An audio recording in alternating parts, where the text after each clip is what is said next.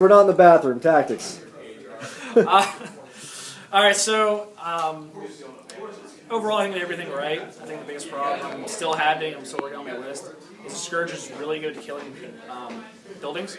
So it's really hard for me whenever I get into a building and grab the objective, he just kills everything inside. Destroys the objectives, kills the units.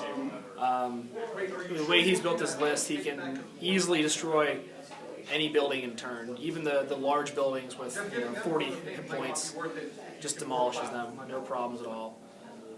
I like the Archangels. They're really helping out a lot. Admittedly, they're probably the only thing that does any work in my army right now. The Kodiak kind of helps out a little bit with the indirect fire, but it still hurts not that great. The Rapiers are probably the second best unit. The anti-air annihilates or eliminates his skimmer bonus, so that helps.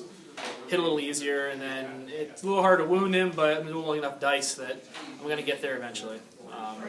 Relatively easily, too. So I think in future games, if we play that objective like that again, I'm going to do a few things differently. Like we had talked, off camera here about bringing my guys up, holding the objectives, then forcing us to fight over one objective that he needs to keep alive as well. Just denying him objectives like he's denying me objectives. So that I'll probably do that next turn. This game, I kind of wish I would have had the Praetorians, but once again, he destroyed the building, so I don't think it would have mattered too much.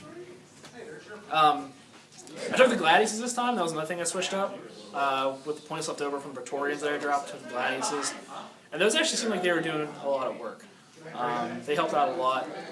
Being able to move and fire 2 shots, hit easier, and then wound on 3s, which was nice. Other than that, I don't think there's anything I could have done differently to help. To just deny him objectives, then force him to fight over one and keep it alive and not destroy it. So, but yeah, I think that's about it. Sweet cakes. Very fun game, first and foremost. We had a lot of fun. Yeah, like Alex kind of already said, I think my whole, the point going into it for me, my strategy, obviously I need to destroy all the intel buildings on my side so he can't really get any points.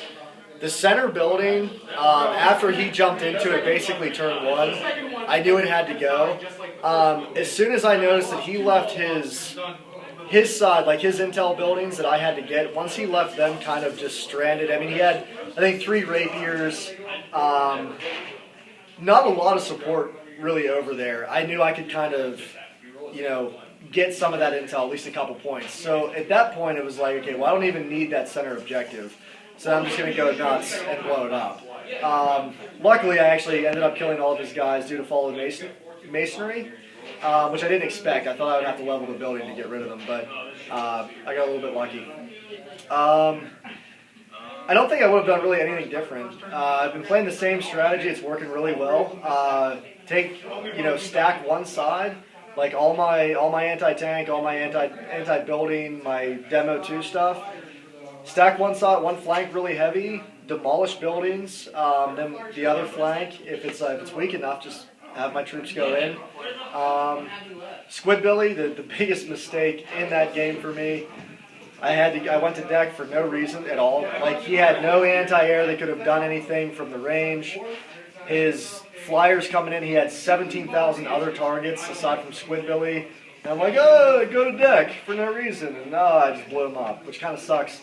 Because he would have demoed a small building by himself. Other than that, though, that's pretty much it. I'm super impressed with the Slayers, so if you guys are on the fence about the Slayers, depending on what you want to do, I pretty much only use them to kill buildings, but they do it super well. Demo 2 shots apiece. Level buildings easy. Hunter squads are amazing. I mean, they're just kind of the basic, kind of whatever. But they're fast, which is awesome.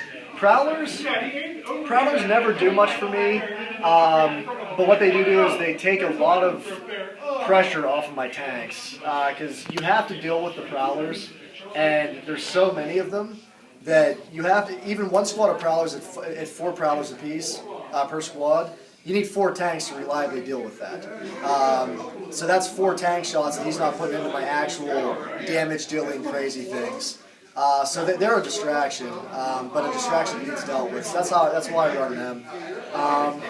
Other than that, though, it was a good game, and stay tuned for more battle reports. We actually might be playing a 4-way game tonight. That'll also be going up online if we play it.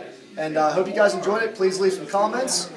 Thumbs up if you like it. Subscribe because it always helps. And yeah, until next time, more to come.